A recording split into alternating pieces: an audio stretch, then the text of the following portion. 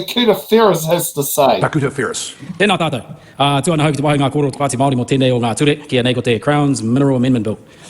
We lovingly call it the Ram Raiding Truck and Trailer Bill. This bill and the Takutai Moana Bill are a truck and trailer, straight into iwi coastlines all around the country. As I plot my way around the coasts of this country, Ngāi Tahu, bottom of the south, Ngāi iwi o te Tauihu, they all not interested. Ngāti Kahungunu, Ngāti Porou, the whole eastern seaboard, not interested. Whakatohe had to deal with Rena, not interested. Tīkapa, Hauraki, not interested. Maria Menor's crew, Te Taitokerau, not interested. All the way down to Taranaki, not interested. Gee, not interested. It's a lot of not interested iwi. And this government, the bill, aims to lift the ban off offshore oil and gas, opening up the opening up of onshore exploration across the country and even in dockland. Dockland, I mean, come on. Dockland, really? Clean green, New Zealand, Aotearoa skiing and all of that. Shiny rivers, all up for grabs, pretty much. The government talks about the declining reserves. Well, surely if you had declining reserves, you'd be really focused on a transition plan rather than a 2050, we're going gas to 2050 plan, like old Mr. Jones wants us to believe. So transition to renewable energy should be the focus, not just fossil fuels and maintaining the status quo. But you guys are keen on the status quo, we all see that. Additionally, if I reflect on the Pāti Māori policy, the statement says, end new onshore oil and gas permits, withdraw existing onshore and offshore oil and gas permits within 5 years and aim to decommission sites by 2030. And here's the rationale. The rationale is Māori have been the vanguard at the front of resisting international big oil and seismic testing interest in our coastlines. And all of those iwis I just described have all put up fierce defensive action over the last 10 years. So who are they? Well, 2011, Te Whānau Apanui stood up. If you don't know where Te Whānau Apanui is it's where Rawiri's from. They stood up and pushed back against Petrobras deep sea oil exploration. And they won. They buggered off. That's in the Raukumara Basin, if you're wondering about it. All the fishers in Aotearoa, that's the bluefin run. The bluefin run, right?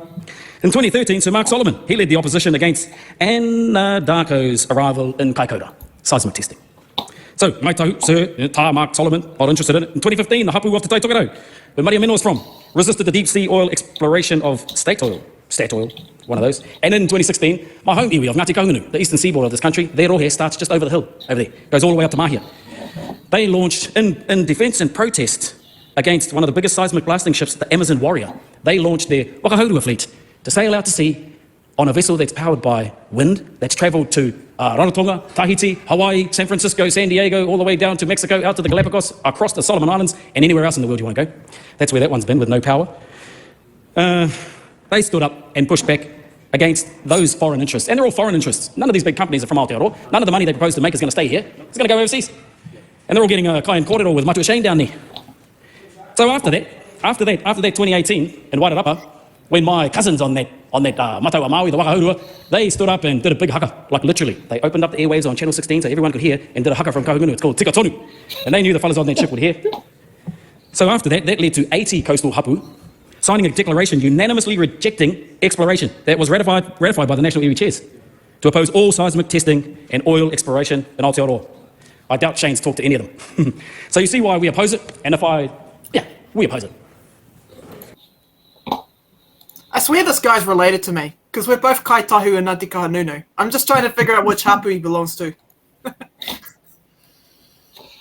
Now, was that one of your two choices to vote for at the general election, or are you on the general roll, Troy? I can't remember which one you're on. I'm on the general roll, so I vote Dunedin. I vote, Dunedin. It used to be called Dunedin North.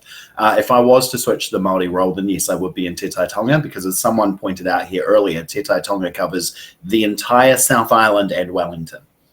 Yes, that you could place, whether you're in Oban or at Newtown Market on Saturday, if you're on the Māori role in Te Tai Tonga, you can go and place a non-special vote. Mm. Unless your name is Linda McGregor, where they sit there and have a lot of trouble trying to sit and fight. I'm on Te Tai Tonga. Yeah, we can't find you on the wrong entire role. I don't vote for Te Tai Tonga and vote for the general electorate purely because I'm not tangata whenua, I'm not Ngāi Tahu, and because I'm living in the Ngāi Tahu rohe. Right. And even though I know those people, I don't know them necessarily well enough. Having said that, Takuta, I'm aware, lives in Wellington. He used to be part of the Māori Research Institute at the University of Waikato, University of Victoria, University of Wellington, where he was an academic. and yeah, most of the voter base for Te Tai Tonga is actually in Wellington. Yeah, it is quite a unique one, and I think you told me that both Reno Turikantne and his auntie Feta Turikantne-Sullivan were both Wellington-based during their 10 years as MPs. Reno definitely spent. I mean, he has a house in Wellington. Had a house in Wellington, but he also lived in Christchurch. But there has been a Te Kātane, with the exception of Takuta.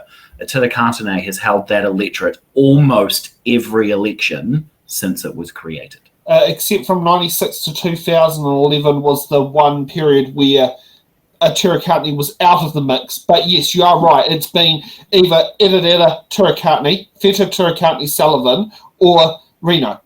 Yes. Yeah, it's basically, and I mean, Irireira did take that electorate back in 1932. But it is interesting that Te Tai Tonga this time has swung from a Christchurch-based MP to a Wellington-based MP. Yeah, you are right there. Yes, I wonder if he does have his private pilot's license. Now,